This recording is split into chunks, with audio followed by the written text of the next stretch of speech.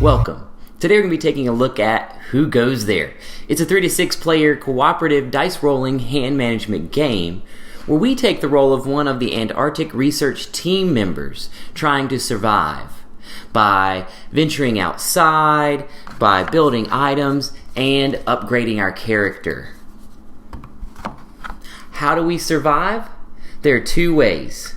One, if you remain human the entire game, then you've got to board the helicopter and have a bonus equal to or higher than the helicopter total.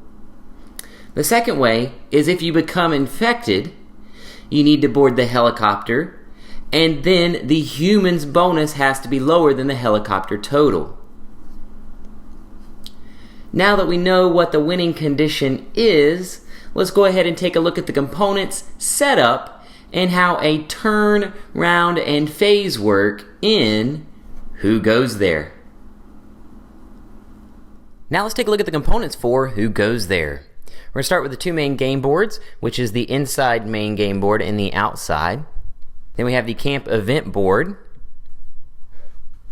the item tiles, which are in the item tile tray, strike tokens, which we have regular in red and critical strikes are the green, XP gems, which 1 XP is the white gem and the blue gem is 5 XP. Stamina cubes, which are your green cubes. The phase marker, which is the dog marker in white. Action dice, which are your blue dice. The helicopter die, which is the gray, white, and purple die. Infection clickers. Build menus. Now let's look at the cards. We have workshop cards, storage cards, phase cards, which have the P and then either 1, 2, and 3, camp event cards, and finally your vulnerable cards. And then for each character, you're going to have a character board, a miniature or standee for your character, your character's cards, character action cubes, which are your bigger cubes, and your character's locker die. Now let's look at the setup for Who Goes There. What you see here is we're setting up for a 4-player game which takes 14 steps. There are 7 general steps and 7 player steps. Starting with the general steps, step number 1 is to place your game boards and the pools around the board. So we're going to place the game boards in the center facing each other. Then around the edge of the board, we're going to be placing our XP gems, we're going to be placing our strikes, and we'll split up our action die so that everyone can reach the action dice pool. Step 2 is to place the tile tray next to the board, your phase marker at the round's white space at the very top of your outside board, and the helicopter die in the helicopter spot in the bottom of the outside board. Step number 3 is to shuffle and place your workshop and storage decks. Step number 4 is to shuffle and place your phase decks. When you do this, you are going to shuffle and then discard the top 5 from each deck face down in the discard pile. Step number 5 is to shuffle and place your vulnerable deck. You're going to be placing this on the Trust No One spot on the outside board. Step number 6 is to place the camp event board next to the leader, which is the character board that has the lowest number. So in this case, Gary is the leader. Once you place the camp event board next to the leader, you're going to shuffle and place the camp event cards on that board. Step number 7 is to leave a little room around the boards for your player component. Now let's look at the 7 player steps. Step 1 is to choose a character with every locked tile in place. So your extra item slot, your XP overstock, and then your special ability tile. Step 2 is to place action cubes, 5 in the action tray, and 1 in the agility unlock. Step 3 is to place your stamina. So you're going to place 3 stamina in your stamina bar, and then you're going to place 1 stamina in your cardio unlock, and then you're going to place 2 in the exhausted stamina tray. Step number 4 is to place your locker die. Step number 5 is to get a build menu for each player. Step number 6 is to get an infection clicker for each player. And then finally, step number 7 is to shuffle and place your character deck next to your player board.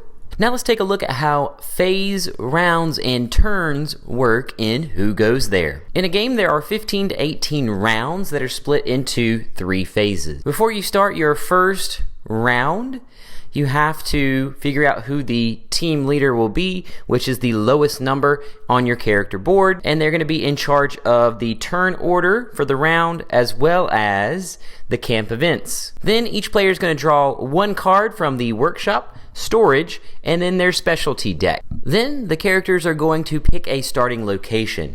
They can pick the workshop, storage, or they can go outside in the phase 1 location. Then that moves us into the pre-round sequence. There's 7 steps for the pre-round sequence. Step number 1 is to move the phase marker to the next round. If you're playing a regular game, you move it to the light blue space. If you're playing the extended game, then you would move it to the gray-black space. Step 2 is to resolve an eat or sleep round. During the eat round, each player has to play a canned food card, or they will pick a vulnerable card. During the sleep round, players are to bunk in pairs in the same location, but they don't have to be in the same space. So if this was a sleep round, blue and orange could bunk together. If you don't have someone to bunk with, you're going to take a vulnerable card. And if you bunk with someone who has a vulnerable card, then the person with the vulnerable card must share a clicker status. If you are clean, then you only share the clean status. If you are infected, you can either share the clean or the infected status on the clicker. Step 3, if you are outside, then you are going to suffer a temperature drop, which means that players outside lose the amount of stamina that the round shows in the space under the phase marker. If you do not have any stamina to lose, and you have to lose stamina, then you would take a strike. Step 4, players will reset their actions and their locker dice if it is unlocked. Step number 5, the leader will flip over the camp event card. Camp events are red for attack, blue for setback, and green are instant camp events.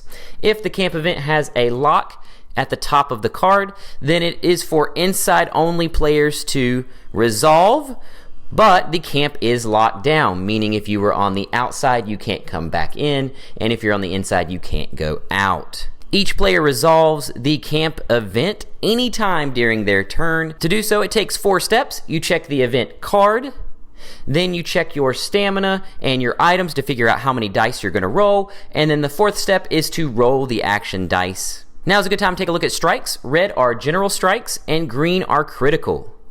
The green strikes need to be removed or on the next turn, and each subsequent turns, you will gain a general strike every time. A first aid card gets rid of strikes, but the player playing the card has to be the one that is getting rid of their strike. If you accumulate 3 strikes, then your character dies and they are out of the game. Step 6 is to resolve any instant camp event, which are the green camp event cards. And finally, step number 7 for the pre-round sequence, the round will start and players will then take their turn. Now we're ready to start the round. In turn order, which is chosen by the leader, you are going to use your actions. At the beginning of the game, you have 5 action cubes you can use, and you can gain a 6th action cube when you unlock your agility. There are 7 types of actions in which you can use your action cubes. The first is move. You can spend 1 cube to move to any unlocked location. The second type of action is the search action. You can spend 2 cubes to draw a card from your location, and if you're on the inside, you can also draw from your specialty deck. If you draw from the phase deck outside, you will get 2 XP for each time you search. Action number 3 is the build action. You can spend 1 cube to build an item. You must spend the resources required in the build menu. Action number 4 is the receive or trade action. You can spend 1 action cube to get any number of cards from another player. You must be in the same location, but not necessarily in the same space. If either have a vulnerable card, then you must share the infection clicker. The receiver can roll 1 action die to avoid taking the clicker. If they miss, then they can spend another action to roll again. The fifth type of action is the stamina roll. This is for people who are on the inside only. You'll spend 1 action cube to roll 1 action die for stamina, and you can do this multiple times, so you can do 2 cubes for 2 action dice, 3 for 3, and so on. The sixth type of action is the XP action. This is going to be for people who are outside only. You're going to spend 1 action cube to roll 1 action dice. And just like the stamina roll, you can spend 2 to roll 2, 3 to roll 3. The seventh type of action is the repair action. You can spend 2 cubes to remove 1 strike from the boiler room if you're on the inside, or the camp door if you're on the outside. You can also take a gamble by only spending 1 and then rolling an action die to see if you'll remove the strike. If at any time there are 3 strikes to the boiler, then it is an explosion and all the people inside get a strike, and the stamina action is out of play until the strikes are down to under 3. If the camp door gets 3 strikes, then it breaks and all the people inside will get a vulnerable card, and everyone will be affected by the temperature drop. This will continue until the strikes are also under 3. You can also contribute to the bonfire, so while inside you can discard face down cards, inside cards only, so workshop, storage, or specialty, to the pile. And once the pile gets to be greater than or equal to 5, it can be lit, and then everyone on the inside would gain 2 stamina. Then you'd move all the bonfire cards to the camp discard. You can reserve actions by not spending actions during your turn, and this would allow you to receive cards from other players in trade during other players' turns in this round. Also, it's good to keep in mind that you must have room for those cards. You do have a hand limit of 5. Also, XP can be spent at any time and does not cost an action. There are blood test and host test cards in specialty decks that could require the sharing of status or vulnerable cards. There are a couple special actions that can take place during a turn. A player assault, in which case the player would announce that they're in the same location and you would end up resolving it like a red event. There's no defense rolls, and any hits are strikes to that player. This costs 5 cubes whenever you do a player assault. On the other side, there can be an infection attack, and this is kind of a last-ditch effort to kind of confuse the other players if they're already knowing who the infected player is. This is a 6-step process. Number 1 is you announce the attack, who you're attacking, and showing your vulnerable card as the host. The second step is to spend 5 actions. The third step is to take your infected card and a blank for each person that you are attacking. Step 4 is to shuffle the cards. Step 5 is to pass out the cards. And step 6 is to keep the last card. Now, in this attack, you will still remain infected, but this will help in confusing the rest of the players as to anyone else that could be infected. Rounds will continue on until the phase marker reaches the helicopter spot, and that will bring us into the helicopter round. This is the final round of the game. There are 5 steps to this round. The first step is boarding the helicopter. The leader decides which players get on the helicopter. People may have to step off because at least 1 human has to be on the helicopter. So if suspicion builds, they may require people to step off, people to get on, and then once we've made the decision and people are on the helicopter, then we move on to step 2, which the door shuts and everyone reveals their infection status. And if no human is on the helicopter, then all of those infected players have to get off, and only the humans that have survived can get on the helicopter. Step 3 is determine the helicopter total, in which the humans, whether they survived or died in the game, count 6 toward the helicopter total each, and then you're going to add in the infected players' bonuses and the infected players' rolls if they're on the helicopter. Step 4 is the human bonus. These are the bonus totals from players who were on the helicopter and their rolls. Once you've totaled both, you move on to step 5, which is the ending. If the human total is greater than or equal to the helicopter total, then the humans escape and win the game. And then if the infected player is on the helicopter and the humans don't get greater than or equal to the helicopter total, then the infected player wins. Who goes there?